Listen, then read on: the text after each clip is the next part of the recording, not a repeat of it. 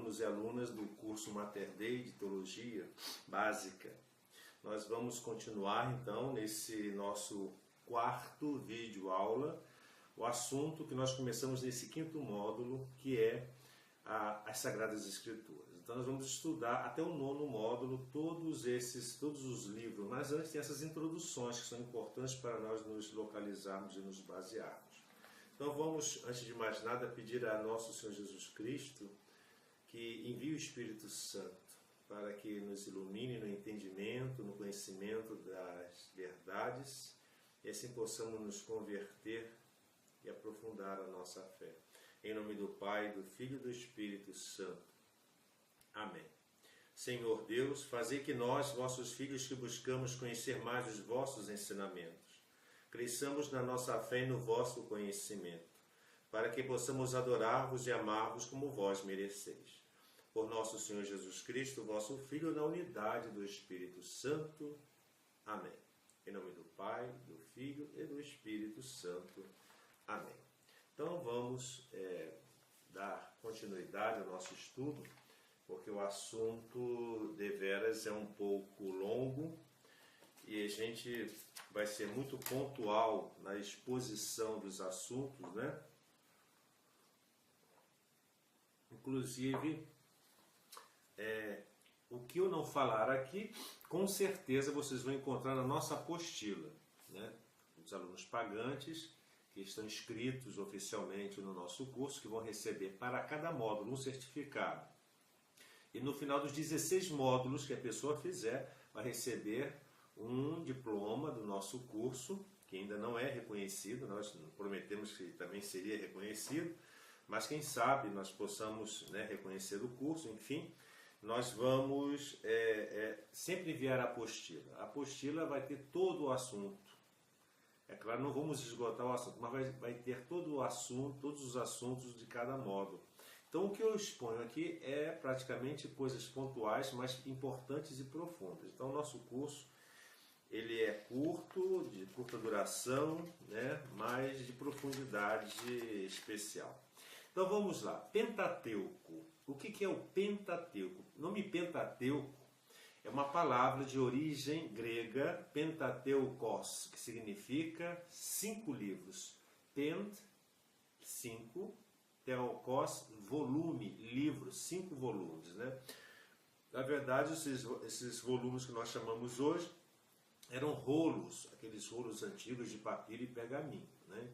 Então são 5 rolos, 5 volumes, 5 livros, ao qual, assim como deve ser os judeus que fizeram a tradução alexandrina. Então, os judeus que fizeram a tradução da Bíblia alexandrina, que nós vimos, também chamada a Bíblia dos 70, ou Septuaginta, por volta de 200 a.C., em Alexandria, no Egito, eles compilaram, redigiram o Antigo Testamento, concluíram ele, e ali eles, do Antigo Testamento, da tradução Septuaginta dos judeus, em versão grega, eles compilaram e o nome ficou Penta em grego, né? Se a língua que eles traduziram era o grego, ficou em grego Pentateukos, Pentateuco. Também os nomes de cada livro são em grego, né? Porque foram traduzidos para o grego, então cada nome está em grego. A princípio, a obra constituía um só volume, havia um só volume, um só livro. Mas por questões didáticas, foi dividido em 5 partes, esse volume, né? Que são os atuais 5 livros que nós temos do Pentateuco, que faz parte do Antigo Testamento. Mas qual o conteúdo desses 5 livros? O que eles abordam? Bem, eles abordam as narrativas contidas, nas quais falam os costumes e as leis do povo de Israel, do povo hebreu, e que foi codificado, foi organizado, foi positivado em lei por quem? Por Moisés. Por isso também que é conhecido como lei mosaica, né? Sendo por isso que o conjunto recebeu o nome de Torá, né? Esse conjunto dos 5 livros, toda a compilação feita por Moisés, atribuída a ele, se chama Torá. Nome hebraico, Torá, que significa o quê? Ensinamento, instrução, lei, Então a palavra Torá em hebraico significa ensinamento, instrução ou lei, mas que foi traduzido para o grego como nomos. Nomos significa lei em grego. E o que é o Pentateuco, então, para nós? O Pentateuco não é um código civil ou penal, não é. Nem uma cartilha de organização do povo, nem é um manual de história da humanidade e de Israel. Mas o quê? O que é, então, o Pentateuco? É a instrução da vontade de Deus. Deus se usou daquilo para passar para nós, nos revelar a sua vontade. A respeito de quem? Do povo que ele elegeu. Ele elegeu um povo, firmando com esse povo uma aliança, né, com ele. Deus elegeu esse povo, que é o povo hebreu, e com ele firmou uma aliança. Então, o Pentateuco é fruto de quê? Dessa aliança. Tais narrativas têm o objetivo de quê? De descrever os momentos mais marcantes dessa eleição, dessa escolha do povo hebreu de Israel, que foi preparada nos antepassados do povo, que eram os patriarcas, desde Noé, Abraão, Isaac, Jacó, e na humanidade inteira. Quem lê as Sagradas Escrituras, principalmente o Pentateuco, vai perceber essa questão da eleição, da escolha de um povo feita por Deus, porque ele quis assim, né? Essa história da aliança com Deus, nós chamamos história da salvação, que engloba diversos códigos e leis, né? É necessário para que se possa fazer um pacto com o povo, tem que haver uma positivação de costumes, de observações, de determinações, que nós chamamos de lei, que é um código de leis, apresentados como progressivamente entregues por Deus a quem? Ao povo hebreu. Mediante quem? Mediante Moisés, onde? No Monte Sinai. Né? Então nós encontramos isso nos livros do Êxodo, Levítico e Números. E nas planícies de Moabe. Então foram dois momentos, no Monte Sinai e nas planícies de Moabe. Isso significa que é a progressiva instrução, a lei, né, o ensinamento dado por Deus, que é a Torá, se dá durante o caminho pelo deserto. Não foi só no momento, mas foi num caminhar, num processo de caminhada. Que assim se torna o grande símbolo da caminhada da vida.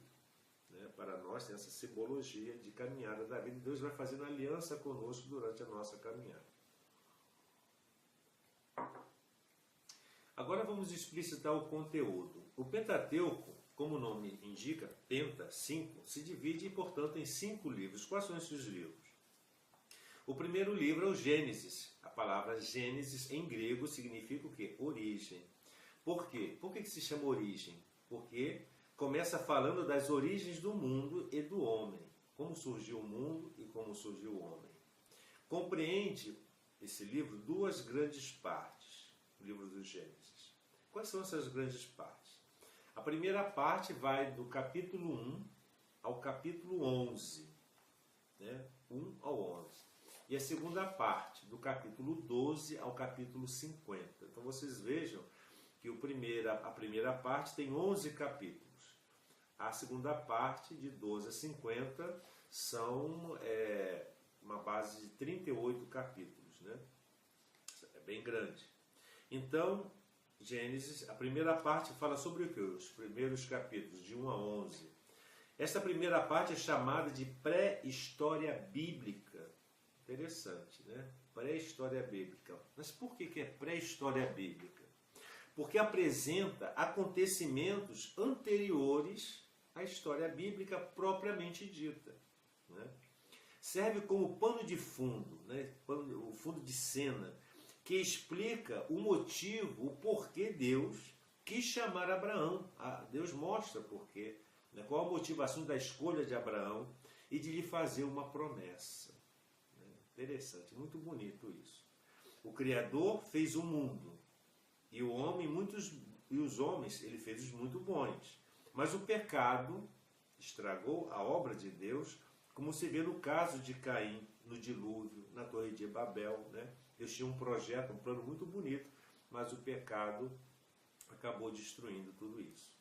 Por isso Deus separa um homem, né? Ele separou um homem, preparou um homem, escolheu um homem.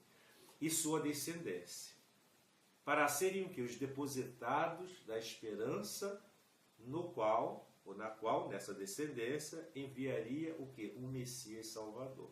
Salvador de quê? Do pecado.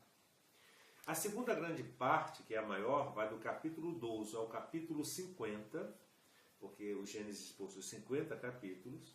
Esta é a parte da história bíblica propriamente dita. Então, a primeira é a pré-história bíblica, para que prepara, que explica o porquê dessa história bíblica, que começa com Abraão. Quando? Por volta do século XIX a.C., por volta de 1850.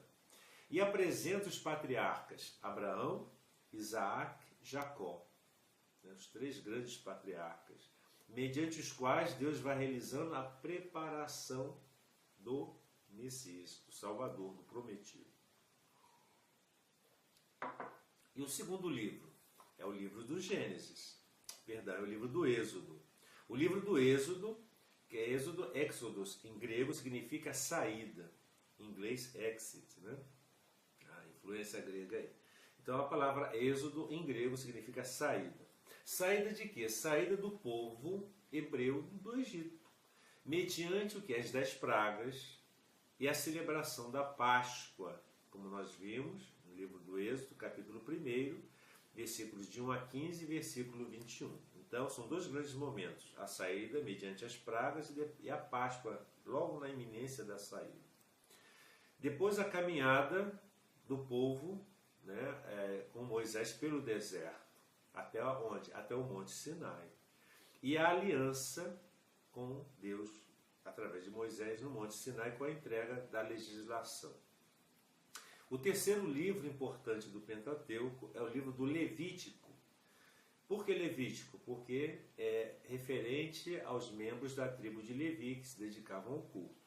Apresenta o que esse livro? Apresenta coleções de leis relativas ao culto.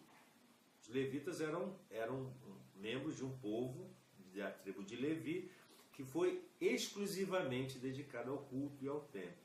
Né? E a santidade do povo. Então, eles se dedicavam ao culto e à santificação do povo. O quarto livro é o livro dos Números. Por que Números? Porque contém outras leis mescladas com a narrativa da caminhada até as margens do Rio Jordão. Leva o nome de Números por causa dos dois grandes recenseamentos que foram feitos na caminhada dos 40 anos do deserto.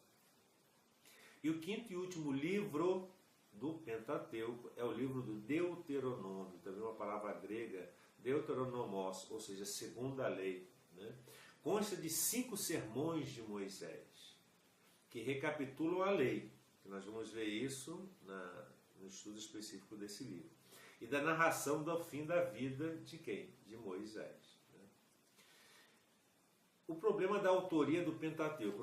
Quando nós vamos estudar cada livro do Pentateuco no próximo vídeo, nós vamos ver que a autoria é atribuída sempre, né, a Moisés, né, até o século XVIII depois de Cristo. Né, a autoria do Pentateuco era atribuída a Moisés, né, que viveu no século XIII antes de Cristo, por volta do ano 1220, 30 antes de Cristo.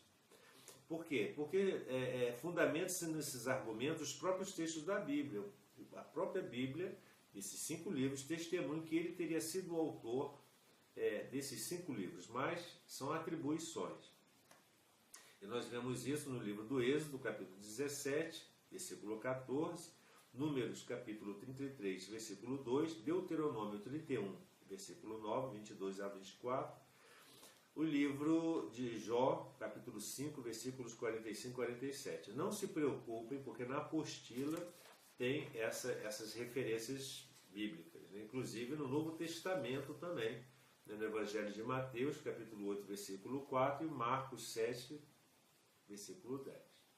Só que nos últimos 300 anos, né, até o século XVII, mas até o século XX, século XXI para cá, houve estudos científicos seríssimos através daqueles exegetas, hermeneutas, paleontólogos, arqueólogos bíblicos que nós vimos no vídeo anterior, que indicam que não ter sido somente Moisés o único autor do Pentateuco. é atribuído a ele? Sim, ele fez, mas não só ele fez, há também ali, né, narrativas que foram feitas, não só por ele, mas por outras pessoas. E quais são os argumentos que fortificam essa tese que não foi só ele que fez aqueles livros? A primeira grande tese: a morte de Moisés é narrada no livro do Deuteronômio, capítulo 34, versículos de 1 a 12. Então, como é que pode ele narrar a própria morte? Né? Então, essa é uma grande tese, que não foi só ele que escreveu esses livros do Pentateuco. Segunda argumentação: há trechos em que Deus é designado pelo nome de Javé e em outros pelo nome de Elohim, mostrando o que? Duas fontes, duas tradições de narrativas, que nós vamos ver daqui a pouco. O terceiro grande argumento é que há narrações em duplicata, ou seja, há uma narrativa bíblica de um fato, lá na frente repete aquela mesma narrativa, e quer dizer, há duplicatas, né? A gente vê que há uma outra mão que escreveu também e repetia fatos que já haviam sido escritos. Por exemplo, há 2 relatos da criação do mundo. Se você ler atentamente o livro do Gênesis, nós vemos em Gênesis capítulo 1, versículos de 1 a 2, e o 4º versículo. E a segunda parte, que é o capítulo 2, versículo 4b a 25. Vocês vão ver que há 2 narrativas da criação. Por exemplo, a expulsão de Agar, também no livro do Gênesis, há 2 narrativas da expulsão de Agar. Da aliança de Deus com Abraão, há 2 narrativas, né? Gênesis 15 e Gênesis 17. A vocação de Moisés, há 2 narrativas, uma em Êxodo capítulo 3, a outra em Êxodo capítulo 6. A queda do maná e das codornizes, há 2 narrativas, né? Uma do Êxodo 16, a outra de Números 11. A produção da água do rochedo, né, em Êxodo 17 e Números 20, capítulo 1. Então isso tudo são argumentos que não foi só Moisés que escreveu os livros do Pentateuco. Também um forte argumento, um quarto argumento, é que há 3 recensões. Que são recensões? Referências. Por exemplo, do Decálogo, né, nós vemos em Êxodo 20, em Êxodo 10 a 28 e Deuteronômio 5. Né? Também da lei concernente aos escravos, há várias recensões, e da lei referente ao homicídio. Né? Isso aí nós vamos ver mais detalhadamente quando formos estudar os livros. Isso está tudo na apostila também. E também o 5º grande argumento, né, que nós podemos dizer aqui, há 5 recensões, referências, do catálogo das festas. Né? Há 9 recensões da lei do sábado, né? 9 referências sobre a lei do sábado. Há cortes e enxertos. Né? Na redação a gente vê que alguém enxertou, né, complementou alguma coisa, aí você sente a diferença na narrativa. Né? Por exemplo, na genealogia, em Gênesis capítulo 4, versículo 25 e seguintes, ocorre a genealogia de Adão, que recomeça e continua em Gênesis 5, capítulo 1. Né? Você vê que há uma interpolação ali. As palavras de Êxodo, capítulo 2, versículo 23, não se ligam com o capítulo 2, versículo 23b, mas sim com Êxodo 3, 4, 19. Então, na hora que alguém estava fazendo a redação ou copiando, cochilou ali, houve alguma coisa que houve uma interpolação que mais tarde os exegetas e hermeneutas foram e descobriram. Né? E outros cortes e enxertos que aqui não convém, mas que também se encontram na apostila. Ou seja, embora a tradição atribua a Moisés a redação do Pentateuco, esses estudos aprofundados informam a nós que a obra, né, recolhe tradições e narrativas e legislativas que vão desde a época dos patriarcas, ou seja, lá do século XIX a.C., até o tempo de Esdras, né, no século XIV. Né? Isso aí são 400 anos depois do exílio, antes de Cristo, ou seja, até depois do exílio babilônico, quando o conjunto recebeu a redação final em 450 a.C. Foram quase 900 anos, né, de compilação e redação. Podendo-se afirmar que Moisés redigiu o começo do Pentateuco, mas não a sua redação definitiva e final. Né? né? Isso aí é certo, é tranquilo. Agora nós falamos em tradições de narrativas. O que são essas tradições, essas narrativas? Como é que se chama isso? Qual o significado, qual a importância disso? Vejam bem, no Antigo Testamento, principalmente no Pentateuco, nós vamos encontrar 4 tipos de tradições, 4 tipos de fontes ou códigos, onde os redatores, o autor sagrado, ou seja, o escritor sagrado, o agiógrafo, ele foi, para redigir, ele consultou essas fontes que lhe chegaram ao seu conhecimento. Então, quando ele começou a redigir esses livros, esses redatores, eles tinham fontes, informações. E são 4 fontes, 4 tradições, 4 códigos que vão ajudá-lo na redação. E isso é fácil identificar cada uma delas. Como?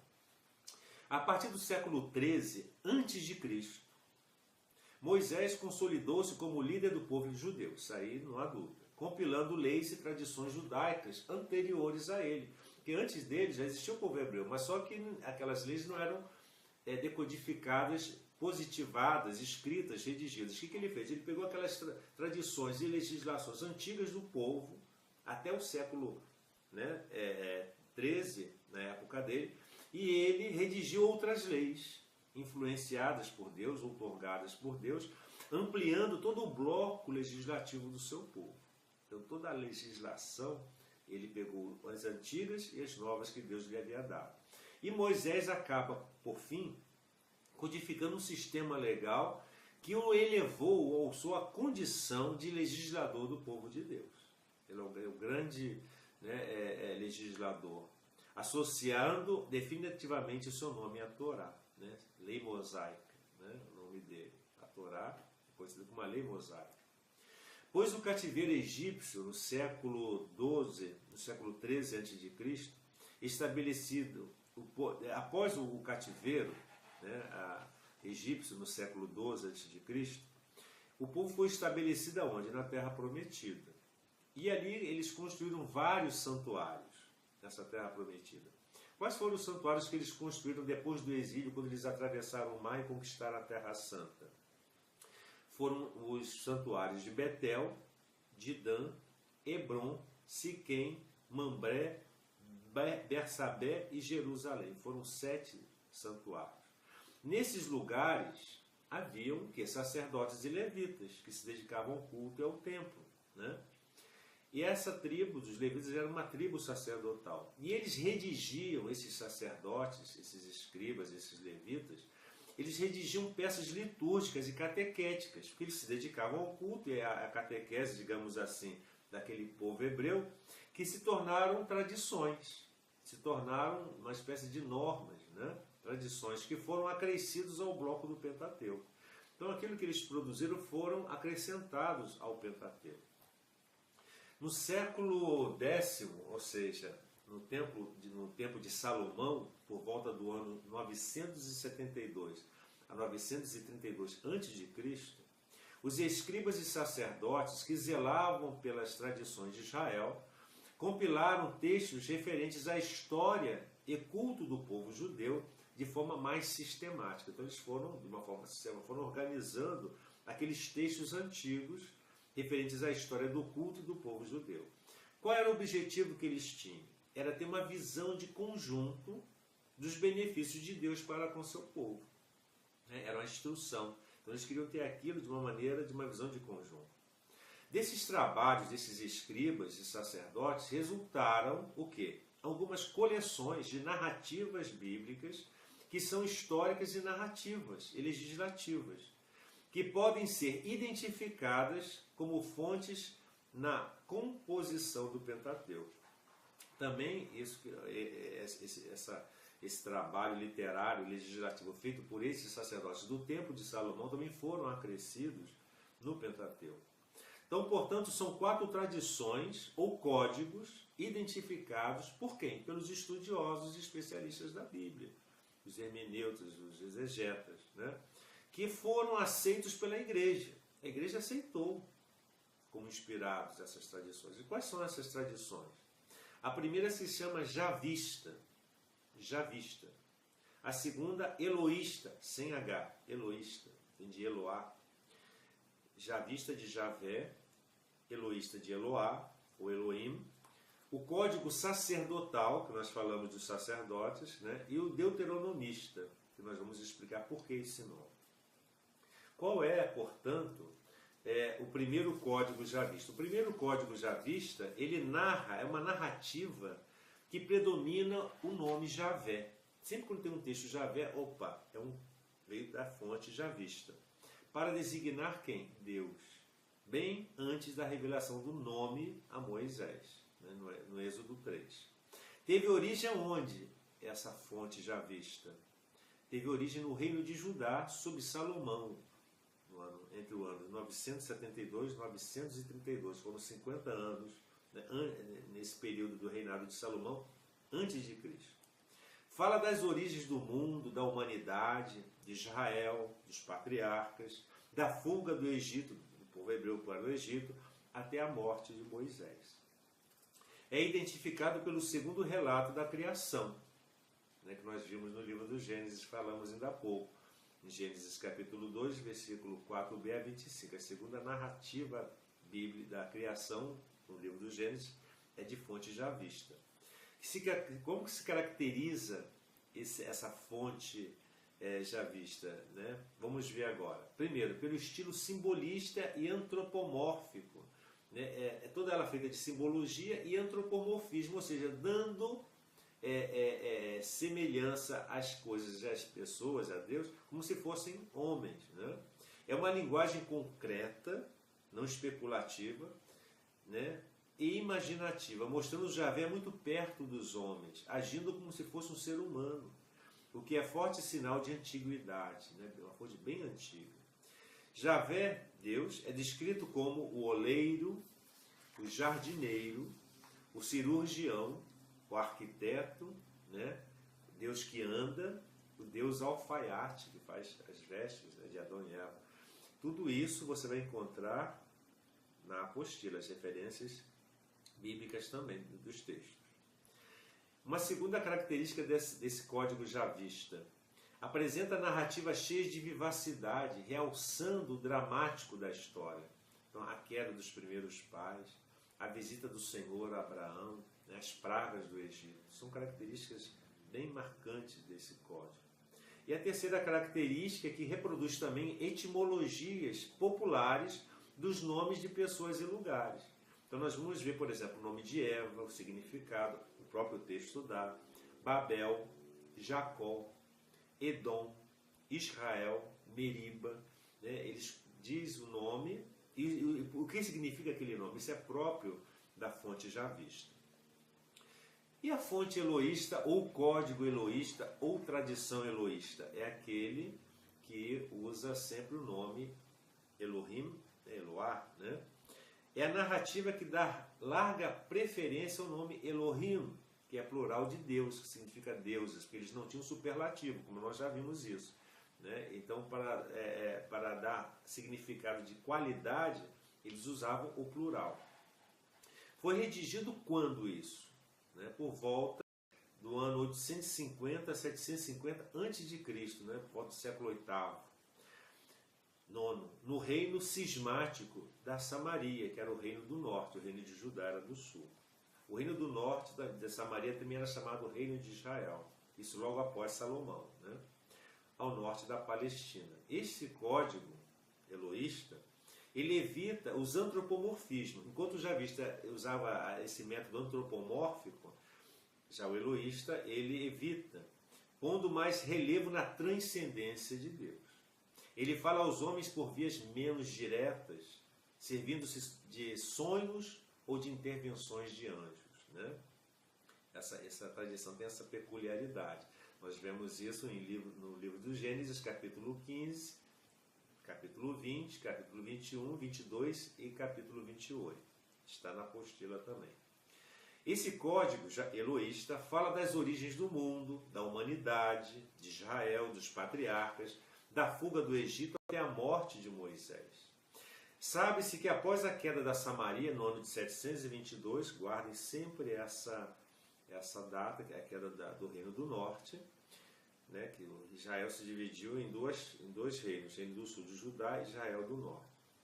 Este código foi levado, né, após a queda do reino de Israel, de Samaria, esse código foi levado para o reino de Judá, então do norte ele veio para o sul, esse código eloísta. E lá um escriba fundiu as tradições, eloísta com javista. Ele pegou as duas tradições, redigiu um texto juntando as duas, compilando as duas, e formando um código, sendo esse código, o código eloísta, foi mais aproveitado nesta redação, nessa fusão, nessa compilação. Então são considerados as mais belas peças do código eloísta, os textos. Quais são as mais belas peças consideradas? De Gênesis 22, Gênesis capítulo 22, versículos de 1 a 4, que é o sacrifício de Abraão, a narrativa, né, que ele vai sacrificar o filho de Isaac. E o livro do Gênesis, capítulos 40 a 42, são as partes da história de José, que é a belíssima história de José do Egito. Qual o outro terceiro código? O terceiro código chamado Código Deuteronomista, ou Código Deuteronômio. Por quê? Porque sua origem vem dos grandes santuários do Reino do Norte, que caiu em 722. Quais eram os santuários do norte? De Siquém, Dan e Betel, antes da queda desse reino, em 722. Nestes santuários de Siquém, Dan e Betel, o povo se reunia periodicamente, como nós vemos no livro de Deuteronômio, capítulo 31, versículos 10 a 13. Eles se reuniam periodicamente para quê? Para renovar a aliança com Javé. Nessas reuniões, os sacerdotes e levitas redigiam formulários repetindo a lei do Senhor, sempre repetindo a lei, em termos breves, que eram lidos solenemente antes da renovação da promessa de fidelidade do Senhor. Então havia um momento de renovação da promessa. Essas repetições, essas renovações da lei, retomavam elementos legislativos adaptados às realidades do povo, sendo com o passar do tempo assumindo uma única forma em cada santuário do Reino do Norte. Então isso aí foi se criando tradições próprias nos santuários. Com a queda do reino em 722, do Reino do Norte, do Reino de Israel, os levitas levaram para o Reino do Sul, para o Reino de Judá, esses deuteronômios, essas repetições da lei consigo, né? E os levitas, né, a tribo sacerdotal, levou para o sul, depositando-os, colocando-os onde? No templo de Jerusalém, onde ficaram ocultos por muitos anos. No século VII a.C., foram descobertos pelo rei Josias, quando então receberam novos acréscimos. Nesta ocasião foi compilado o núcleo central do Deuteronômio. Qual é o núcleo central? É o dos capítulos 12 ao 26. Todavia, a redação final desse código deuteronomista deve ter acontecido por volta do século V a.C. A compilação final desse código deuteronomista. Quando o Deuteronômio na íntegra foi anexado ao bloco da Torá, o livro do Deuteronômio, que nós vamos ver no próximo vídeo. Este código representa a tradição profética, da qual surgiram os movimentos de reformas religiosas de Israel e de Judá. Pode-se dizer que surgiu uma escola que completou o Deuteronômio e redigiu a historiografia deuteronomista. Quais são esses livros? Os livros de Josué, dos Juízes, Samuel e os livros dos Reis. E o Pentateuco se restringe somente ao Deuteronômio. No Deuteronômio, que nós vamos ver, hoje existente, distingue-se 5 Deuteronômios, 5 repetições da lei. Né? Deuteronômio capítulo 1, Deuteronômio capítulo 4, Deuteronômio capítulo 12, Deuteronômio capítulo 29 e Deuteronômio capítulo 31. Né? Não se preocupem, está tudo isso na apostila. Então, esse código caracteriza-se pela eloquência do seu estilo, como pregações e exortações feitas por quem? Pelos sacerdotes, ou seja, era retórico, com fórmulas de como ouve Israel, né? Usavam essa retórica, essas expressões. O Senhor teu Deus quer lhe falar, né? A terra onde corre leite e mel, são expressões características. Esse código insiste na centralização do culto em Jerusalém, na eleição gratuita de Israel e no amor de Deus. E por último, né, nós vamos ver agora o código, ou fonte, ou tradição, que é sacerdotal. Então nós vimos a javista, a eloísta, o deuteronomista, ou deuteronômica, e agora o código sacerdotal. Esse código se chama sacerdotal porque vem de uma expressão da língua alemã, né, por causa dos estudos dos exegetas, eles batizaram essa fonte em alemão.